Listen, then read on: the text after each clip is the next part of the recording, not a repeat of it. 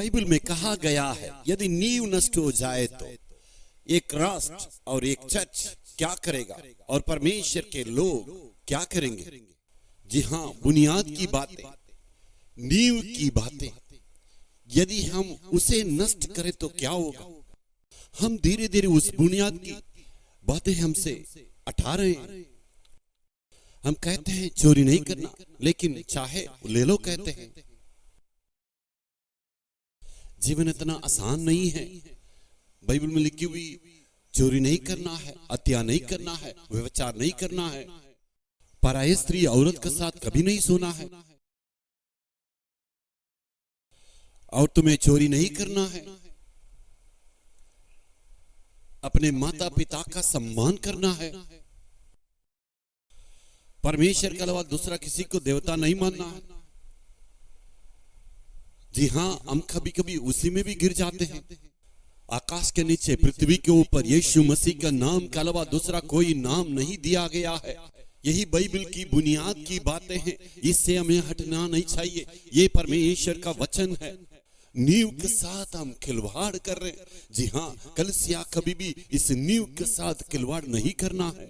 हमें मालूम है, इसलिए हम इसके विरोध में नहीं बोलते हैं। यदि इसके खिलाफ बोलेंगे तो हमें दंड मिलेगा। मसीह लोग आजकल समाज में अपाहिज के समान हो गए हैं। जी हाँ, लेकिन हम नींव में बने रहेंगे।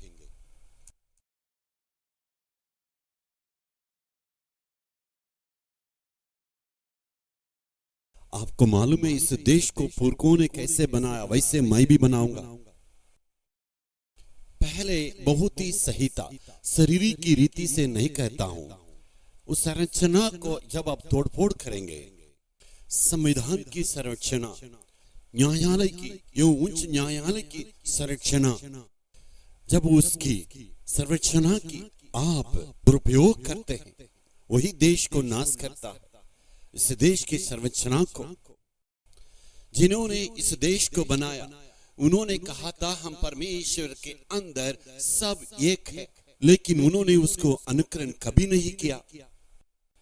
और वो कहते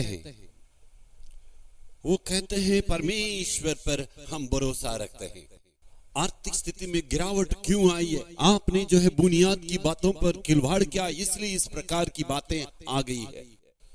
हे परमेश्वर, तू ही हमें मदद करना, क्योंकि कठिन बातें यहाँ इस कलीसिया में प्रचार करने आया हूँ।